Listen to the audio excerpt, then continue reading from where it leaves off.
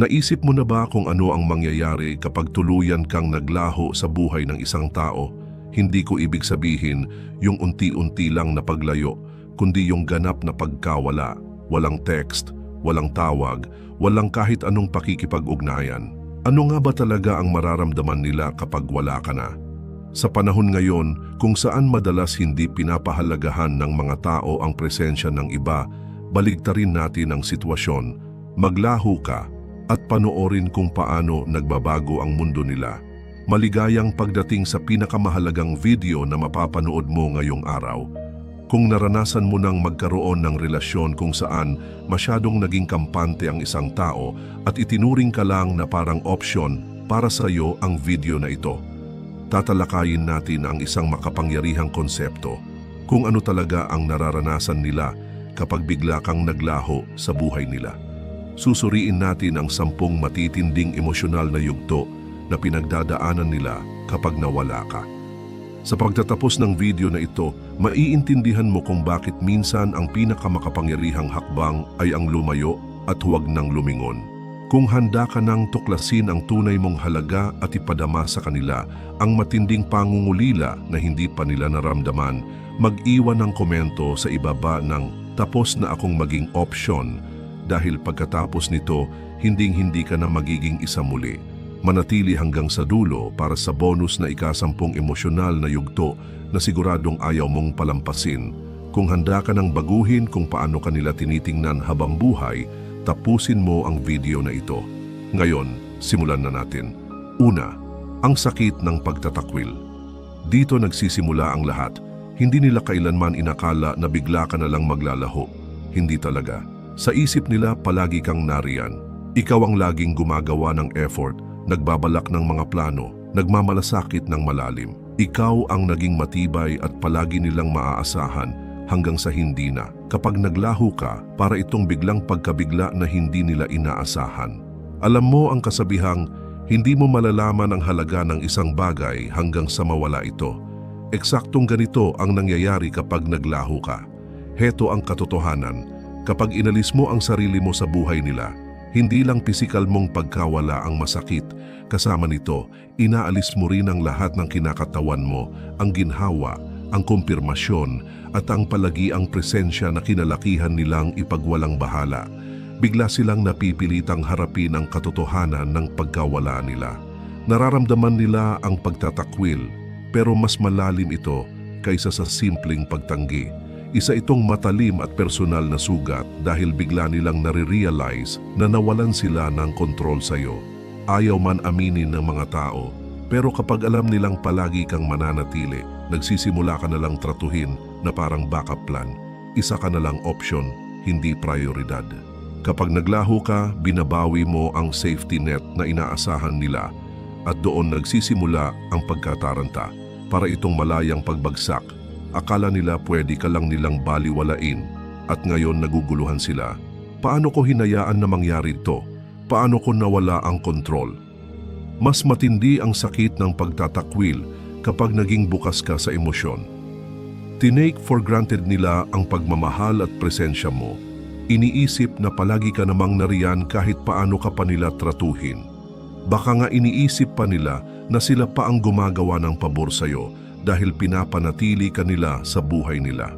Heto ang irony, habang iniisip nilang binibigyan ka lang nila ng tira-tira, ikaw pala ang talagang bumubuo at nagtataguyod ng relasyon. Heto ang dapat mong maintindihan. Kung gusto mong maramdaman nila ang buong sakit ng pagtatakwil, huwag ka magbigay ng babala. Huwag mong ipahayag na aalis ka. Huwag kang magbigay ng ultimatum at lalong huwag kang magmakaawa ng atensyon. Umalis ka lang, maglaho ng tuluyan.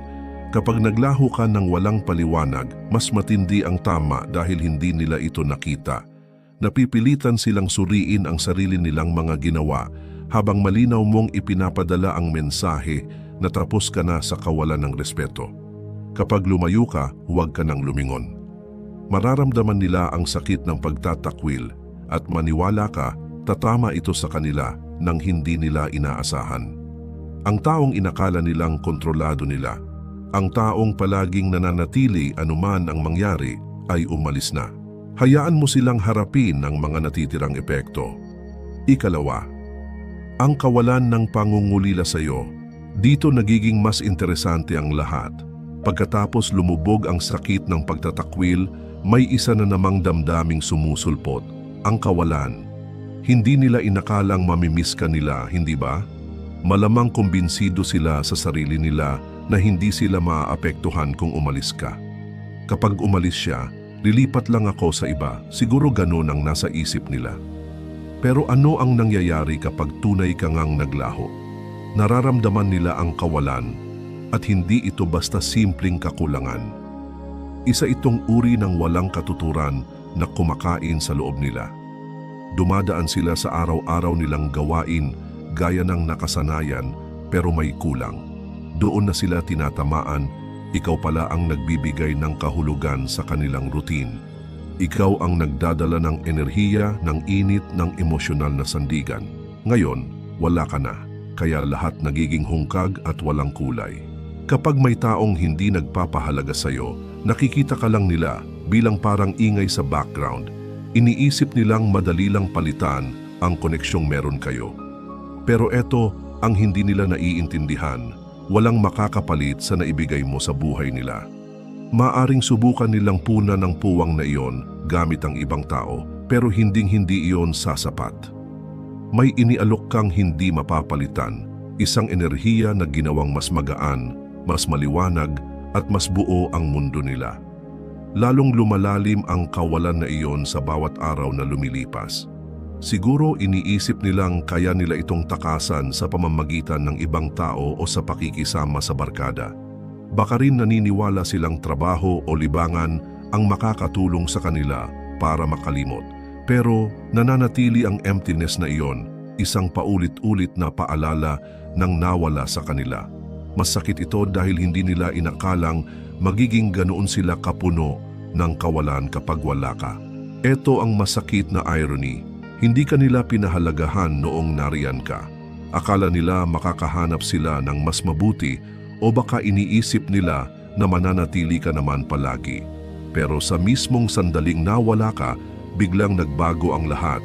Nagsisimula silang hanapin ang maliliit na bagay, ang mga usapan ninyo, ang tawa mo, ang paraan kung paano mo sila tunay na nauunawaan. Ang mga simpleng bagay sa araw-araw na bigla na lang nilang kinasasabikan, ngunit wala ka na para ibahagi iyon. Kapag naglaho ka, gawin mong ganap. I-block sila sa lahat ng paraan, burahin ang kontak nila at alisin ang kahit anong paraan para madali ka nilang masilip sa buhay mo. Habang lalo nilang nare-realize na hindi ka na nila kayang abutin, mas tumitindi ang kirot ng kawalan. Sa tuwing maiisip ka nila at susubukang kumonekta, pero matutuklasan nilang tuluyan ka ng naglaho, mas lalo pang lumalalim ang void. Hayaan mo silang mabuhay kasama ang kawalan na iyon. Tandaan, bihira lang pinahahalagahan ng tao ang meron sila hanggang sa mawala ito. Hayaan mong hanapin ka nila. Hayaan mong maramdaman nila kung ano ang itsura ng buhay nang wala ka. Habang mas nararanasan nila ang emptiness na iyon, mas nagiging malinaw kung ano talaga ang halaga mo sa kanila. Ikatlo, ang matinding kuryosidad. Sa puntong ito, nalunod na sila sa kawalan at nagsisimula ng sumiklab ang pagkataranta. Umiiral ang kuryosidad at nagiging lahat-lahat para sa kanila. Ang sunog na tanong na paulit-ulit na bumabagabag sa isip nila ay, nasaan na siya? Ano ang ginagawa niya? Sino ang kasama niya? Nagiging obsessed sila na malaman ang nangyayari sa buhay mo dahil tuluyan ka nang nawala sa abot ng kamay nila. Isa ka ng misteryo at walang mas nakakaistorbo sa tao kaysa mawalan sila ng bakas tungkol sa isang taong dati ay napakalapit sa kanila. Sa panahon ng social media, nagiging sobrang brutal ang yugtong ito. Isi-scroll nila ang Instagram mo, Facebook, TikTok, lahat ng platform sa paghahanap ng kahit anong bakas ng buhay mo. Pero eto ang nakababaliw sa kanila. Wala kang ibinibigay kahit ano. Ganap kang naglaho. Walang update, walang story, walang post. Tahimik na tahimik. At dinudurog sila nito. Bakit sobrang epektibo nito? Dahil hindi matiis ng tao ang hindi alam. Kapag bigla kang naglaho, nagtatrabaho ng sobra ang isip nila sa katanungan, lumulobo ang kanilang insecurity, nagsisimula silang mag-spiral. Nakalimutan na ba nila ako? May bago na ba silang kasama? Mas nagiging masaya na ba sila nang wala ako? Hindi nila kinakaya ang hindi malaman, kaya nagiging baliw na baliw silang makahanap ng sagot. Dito na sila magsisimulang magtanong-tanong sa mga mutual friends ninyo, desperadong nanghuhuli ng impormasyon tungkol sa'yo. Magtatanong sila na parang kaswal lang, pero sa totoo lang, halos mamatay na sila sa pagnanais na malaman ang sitwasyon mo. Nakakahiya itong panoorin, yung taong dati akala mo wala lang pakialam, ngayon desperadong buuin ang mga piraso ng buhay mo. Narito ang brutal na katotohanan. Ang kuryosidad ay isang uri ng pagpapahirap. Kapag hindi nakukuha ng tao ang mga sagot na gusto nila, ang isip nila ang gumagawa ng pinakamasamang eksena. Maiisip nilang may iba ka na. Maiisip nilang mas masaya ka at mas buo nang wala sila. Kinakain sila ng buhay ng ganong mga imahinasyon hanggang sa ang simpleng kuryosidad ay maging ganap na pagkahumaling.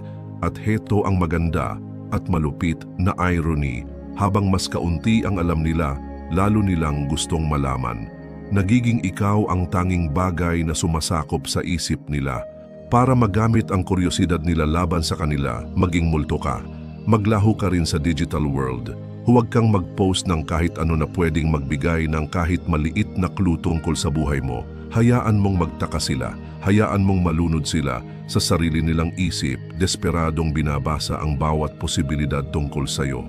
Sa tuwing susulyap sila sa phone nila para sa update pero wala silang makikita, mas lalo silang nalalapit sa breaking point nila. Ikaw na ngayon ang may hawak ng kwento at ang kuryosidad nila ang pinakamakapangyarihan mong sandata. Huwag mo silang bigyan ng sagot, bigyan mo sila ng nakabibinging katahimikan. Ika-4, malalim na pagninilay sa sarili. Ngayon pumapasok na tayo sa delikadong yugto para sa kanila. Dito nagsisimula ang matinding pagninilay sa sarili. Pagkatapos ng mga araw o linggo ng pagtatanong kung nasaan ka at ano ang ginagawa mo, napipilitan na silang ituon ng ilaw sa sarili nila. Nagsisimula silang tanungin ang mahihirap na tanong, sobrang lumayo ba ako? Sobrang malamig ba ako? Ako ba mismo ang nagtulak sa kanya palayo? Ako ba ang tuluyang sumira ng lahat? Doon na bumabalik ang pagsisisi at napakapait lunukin. Narito ang realidad, ayaw ng tao na aminin kapag sila ang nagkamali. Likas na katangian ng tao ang umiwas sa pagkakamali. Pero kapag naglaho ka, wala silang magawa kundi harapin ang mga pagkakamaling iyon ng diretsahan. Dahil wala ka na para pagaanin ang sitwasyon o kumbinsihin silang ayos lang, naiiwan silang mag-isa kasama ng sarili nilang mga kilos. At sobra itong hindi komportable. Nagsisimula silang ulit-ulitin sa isip ang bawat pakikipag-ugnayan, tinatanong kung may nagawa ba sila na dapat ginawa ng iba. Naalala nila ang mga pagkakataong hindi nila pinansin ang mga text mo, tinabla ang nararamdaman mo, at tinrato kang parang pangalawa lang sa lahat, at tinatamaan sila ng malakas dahil sa kaibuturan nila, alam nilang may mabuting bagay sila noon, pero ipinagwalang bahala nila. Ngayon, nakulong sila sa sarili nilang isip at mabagsik ang mga naiisip nila. Mabigat ang yugtong ito dahil lahat ng laban ay nasa loob nila mismo. Hindi ka na nila pwedeng sisihin, wala ka na para makipagtalo o maging dahilan nila. Ang tanging taong maaari nilang sisihin ay ang sarili nila at masakit iyon. Habang lumilipas ang panahon, lalo pang lumalalim ang pagninilay. Habang mas nagmumuni-muni sila, mas nagiging malinaw kung gaano nila ito sinira. Tumitindi ang guilt at nagsisimula silang maghangad na maibalik ang oras para baguhin ang mga ginawa nila. Pero huli na para doon. Sa yugtong ito, huwag kang makipag-ugnayan. Huwag mong ipaliwanag kung bakit ka umalis o isa-isahin ang mga pagkakamali nila. Hayaan mong sila mismo ang makadiskubre. Pinakamatindi ang tama ng self-reflection kapag kusang nangyayari mula sa loob. Habang mas marami silang oras sa pagninilay, mas nagiging malinaw na sila mismo ang dahilan kung bakit nagkamali ang lahat. Hayaan mo silang malugmok sa guilt na iyon. Isa itong leksyon na kailangan nilang matutunan. Ikalima, ang matinding.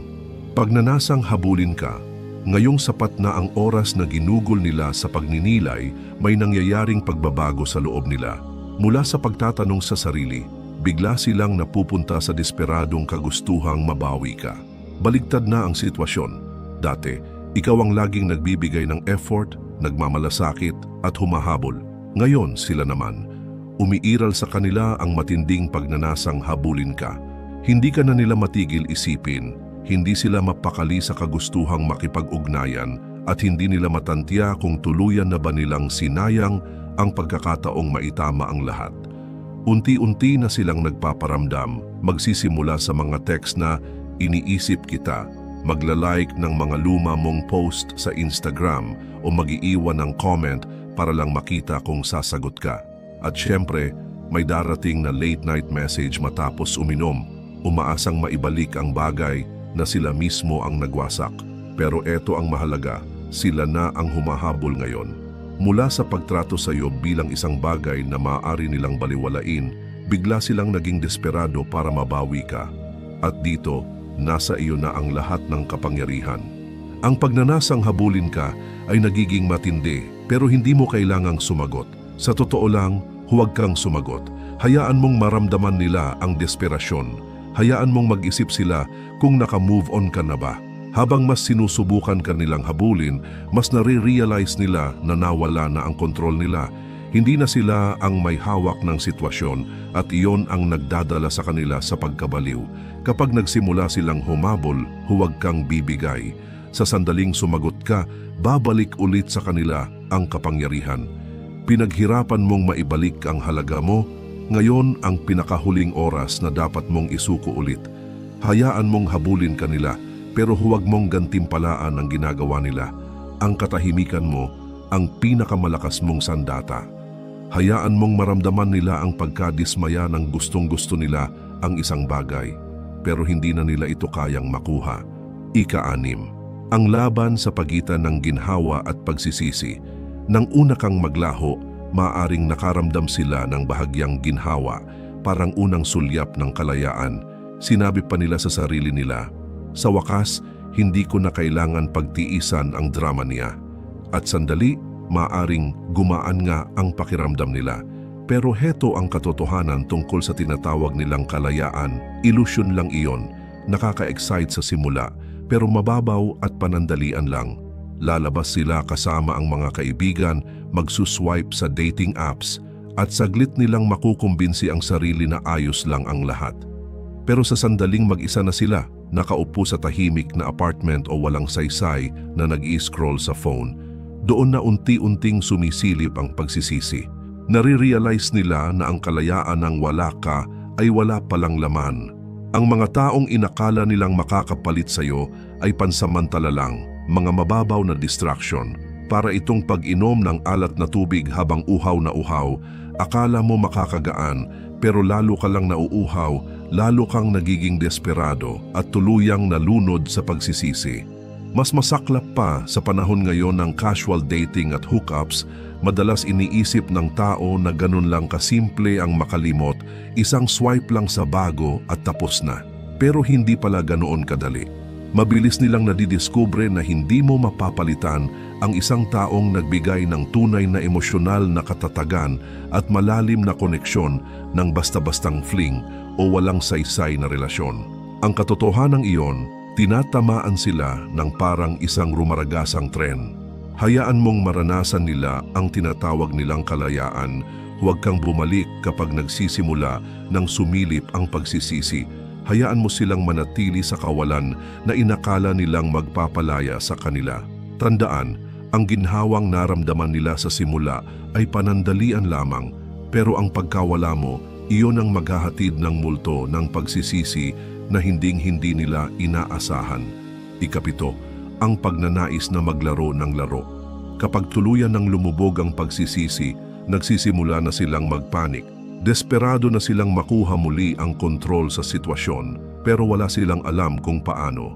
Kaya ano ang ginagawa nila? nagtatangkang maglaro ng laro. Sinasadya nilang magpaka-distant, sinusubukan kang pagselusan, nagpo-post ng litrato kasama ang ibang tao at pinipilit ipakita na nagfa-flourish sila nang wala ka. Baka maglagay pa sila ng cryptic status tungkol sa pag-move on o kaya magbahagi ng selfie na halatang punong-puno ng desperasyon. Lahat ito ay isang malaking palabas para hilahin ka pabalik, para pag-isipan mo kung ano ang ginagawa nila. Pero eto ang totoo, hindi ka na nakikisali. Lumaki ka na, lumampas ka na sa mga larong ito. Naka-move on ka na sa ganitong kababawan at ang maliliit nilang pagtatangka na pukawin ka ay wala ng epekto. Kasi ito ang iniisip ng mga tao. Akala nila na ang manipulasyon gamit ang selos o ang pagpapahirap makuha ay magpapahabol sa iyo. Pero ano ang mangyayari kung tumigil ka na sa paghabol? Kung nagsawa ka na sa lahat ng drama? Itatapon nila ang lahat ng klase ng taktika, maliliit na banat, passive-aggressive na komento at mga maingat na piniling social media post na para sa iyo nakadisenyo. Pero wala pa ring gumagana dahil hindi mo na sila binibigyan ng atensyong desperado nilang inaasam. Hindi mo na pinapatulan ang kababawan nila at doon sila tuluyang nasisiraan ng bait. Kapag hindi ka na nila kayang kuhanan ng reaksyon, lubusan silang nawawalan ng kontrol. Naiiwan silang naguguluhan, desperadong kumakapit sa isang bagay na hindi na nila kayang manipulahin. Huwag kang sumali, baliwalain ang cryptic posts. Huwag kang mag-react sa mga litrato. Gumagana lang ang laro nila kung papatol ka. Sa sandaling tumigil ka sa pagbibigay ng reaksyon, doon nila tuluyang nare-realize wala na silang anumang kapangyarihan laban sa iyo. Ikawalo, ang nakakabigat na bigat ng katahimikan. Ang katahimikan ay isa sa pinakamakapangyarihang sandata na maaari mong gamitin kapag naglaho ka. Ang kawalan ng iyong mga salita, ng mga text mo, ng presensya mo, mas malakas ang sinasabi kaysa sa anumang maipapaliwanag mo. Iniiwan nito silang nag-iisa kasama ang kanilang mga iniisip at doon nagsisimula ang tunay na pagpapahirap. Ang katahimikan ay nagiging sobrang bigat, sobrang hindi matiis at wala silang takas mula rito. Nagsisimula silang questionin ng lahat. Inuulit nila sa isip ang lahat ng oras na hindi nila sinagot ang tawag mo, ang mga sandaling masyado silang abala para mag-reply sa text mo. Ngayon, gagawin nila ang lahat, kahit ano, para lang muling makarinig mula sa iyo. Ang katahimikan ay isang uri ng torture para sa isang taong sanay na sila ang may kontrol. Inaasahan nila na ikaw ang unang makikipag-ugnayan. Inaasahan nilang ikaw ang magtatanong kung anong problema o magmamakaawa ng paliwanag. Pero ano ang mangyayari kung hindi mo ginawa iyon? Ano ang mangyayari kapag naglaho ka at naiwan silang nakaupo sa nakabibinging katahimikan? Iniisip kung tuluyan ka na nga bang nawala sa kanila. Hindi nila ito maunawaan. Bawat minutong lumilipas nang wala ni isang salita mula sa iyo ay parang isang walang katapusang oras. Habang tumatagal, lalo lamang silang nilalamon ng kanilang anxiety.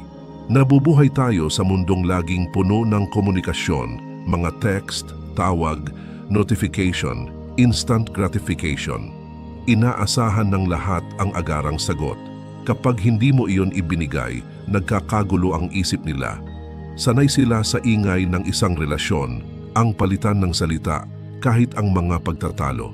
Pero ang katahimikan ay mas malalim ang tama kaysa sa anumang salita. Gamitin mo ang katahimikan bilang iyong kapangyarihan. Huwag mo itong putulin. Huwag mong ipaliwanag ang sarili mo. Hayaan mong maramdaman nila ang bigat ng kanilang sariling ginawa sa kawalan ng iyong mga salita. Darating ang oras na maiintindihan nila na ang mawalan ng access sa iyo ay mas masakit kaysa sa anumang argumento na sanay nagkaroon kayo. Ikasiyam, ang takot na nagpapabalik sa kanila. Dito na bumabagsak ang lahat, takot. Ito ang bahaging hindi nila kailanman inasahan, ang sandaling tunay na silang natatakot na tuluyan kang mawala. Sa napakatagal na panahon, kampante sila. Inisip nila na palagi kang nariyan. Tinuring nila ang presensya mo na parang isang bagay na hindi kailanman mawawala. na ikaw ang laging magtatagal anuman ang mangyari. Pero ngayong wala ka na, nilalamon sila ng matinding takot. Ang takot na ito ay tumatama ng mas malakas kaysa sa anumang naranasan nila. Nagsisimula silang mag-isip, paano kung tuluyan ko na siyang nawala? Paano kung may iba na siyang kasama? Ang ideya na baka may bago ka ng kasama ay inuukit sa isip nila.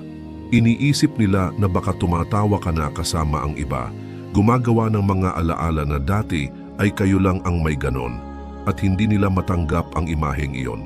Hindi na sila nag-aalala tungkol sa pride nila, sa ego nila o sa pagpapakitang cool. Ang iniisip na lang nila ay kung paano ka mababawi. Ang takot na ito ang nagtutulak sa kanila na gumawa ng mga bagay na dati ipinangako nilang hinding-hindi nila gagawin. Makikipag-ugnayan sila, hihingi sila ng tawad, magmamakaawa sila. Maaaring magpadala sila ng mahabang mensahe na ipapaliwanag kung paano kanila binabaliwala noon, pero ngayon ay napagtanto na nila kung gaano kakahalaga. Maaari pa silang bigla na lang sumulpot sa pintuan mo, umaasang mabibigyan sila ng isa pang pagkakataon. Ano man ang gawin nila, iisa ang ugat, ang nakakapanghinang takot na tuluyan ka na nilang nawala. Pero ito ang katotohanan. Sa oras na maramdaman nila ang takot na iyon, nakalayo ka na, nakapag-move on ka na, natuklasan mo na ang lakas mo, ang kalayaan mo, at hindi mo na sila kailangan. Totoo ang takot nila, pero huli na ang lahat. Kapag gumapang silang pabalik, huwag mong ibigay muli ang pagkakataon dahil lang sa takot nila. Hayaan mong maramdaman nila ang bigat ng kanilang sariling pinili. Nakapagpatuloy ka na at kailangan nilang matutunan na hindi ka isang opsyon na maaari nilang balewalain. Kung umabot ka na hanggang dito, binabati kita. Mas lamang ka na kaysa sa 99% ng tao at pinatunayan mong isa kang tunay na matatag, isang taong naghahanap ng lalim, karunungan at tunay na pag-unawa. Ika-10, ang pagkatuklas ng emosyonal na kalayaan. Dito na nagiging buo ang lahat, ang pagtuklas sa iyong sariling emosyonal na kalayaan. Kapag naglaho ka, hindi ka lang basta lumalayo sa kanila.